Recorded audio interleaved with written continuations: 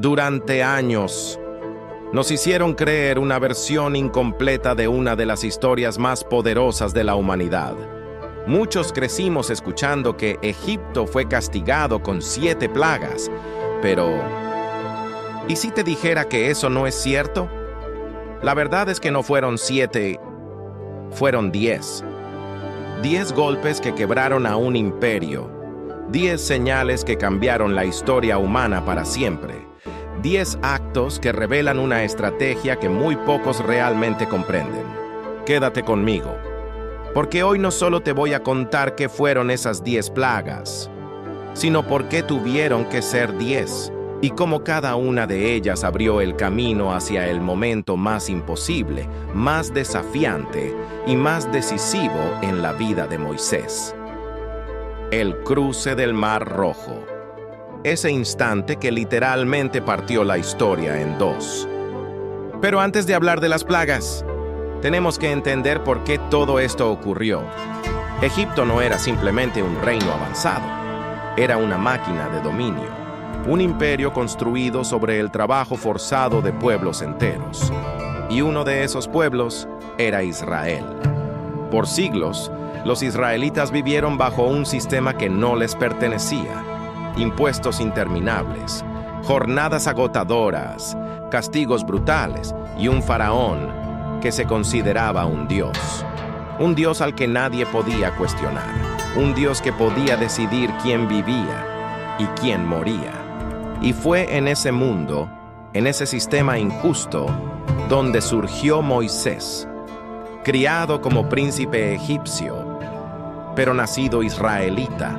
Conoció el lujo del palacio y también el sufrimiento de su pueblo. Su vida fue una contradicción viviente, un puente entre dos mundos, y esa mezcla, esa tensión interna, lo convirtió en el líder que cambiaría la historia. Moisés no salió de la nada, no fue un héroe improvisado, fue un hombre que vio la injusticia desde adentro, que escapó de ella, y que años después regresó con un mensaje imposible de ignorar. Libera a mi pueblo. El faraón no escuchó. No podía escuchar. Su poder dependía del silencio, del control y del miedo. Y entonces ocurrió lo inevitable. Las señales comenzaron. Y aunque muchos creen que fueron 7, la verdad es que fueron 10. 10 advertencias, 10 juicios, 10 golpes precisos que atacaron cada una de las piezas que sostenían al imperio egipcio. La primera plaga, el agua convertida en sangre. Un golpe directo al corazón de Egipto, el Nilo, su vida y su orgullo. La segunda, las ranas. Una invasión absurda que ridiculizó a los dioses encargados del orden y la fertilidad. La tercera, piojos o mosquitos, el polvo convertido en plaga. Ni los sacerdotes podían mantenerse puros. La cuarta, las moscas, caos, enfermedad, corrupción en cada rincón del reino. La quinta, la peste del ganado. La economía colapsó.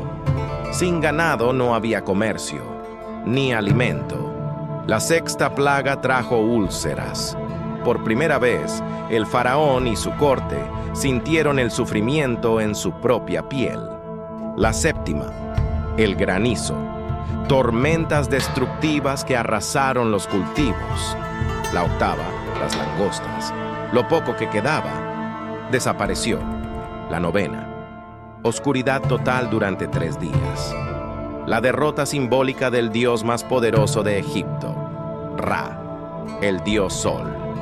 Y la 10ª plaga, la más devastadora, la muerte de los primogénitos. El golpe final, el que quebró la resistencia del faraón, el que lo obligó a dejar ir a Israel. No fueron 10 por casualidad.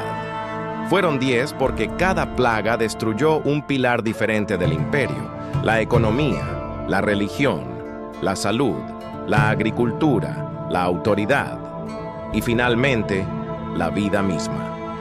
10 pasos para derrumbar un sistema de opresión. 10 escalones hacia la libertad. Pero la historia no terminó ahí. Cuando el pueblo finalmente salió, el faraón cambió de opinión. No podía aceptar la derrota. No podía permitir que su fuerza laboral desapareciera. Así que envió a su ejército a perseguirlos. Israel avanzaba hacia el mar. Egipto avanzaba hacia ellos. No había salida. Frente a ellos, un mar imposible de cruzar. Detrás de ellos, el ejército más poderoso del mundo antiguo. Fue en ese punto sin retorno. Cuando Moisés levantó su mano, el viento sopló con una fuerza que ningún ser humano podía explicar. Y las aguas se abrieron. 2 muros gigantes de agua se elevaron a cada lado. Un camino seco apareció donde antes solo había océano. Miles cruzaron con miedo, con esperanza, mirando esas paredes de agua que se sostenían como si obedecieran una orden invisible. Y cuando el ejército de Egipto intentó seguirlos, las aguas volvieron a su lugar. Ese instante no fue solo un milagro, fue un renacimiento, fue el final de un imperio y el nacimiento de un pueblo. Si te gustó esta primera parte de la vida de Moisés y quieres que profundice en otras etapas, otros hallazgos y otros momentos decisivos de su historia, suscríbete, dale me gusta y déjame saber si quieres la segunda parte. Hay mucho más por contar. Y apenas estamos comenzando.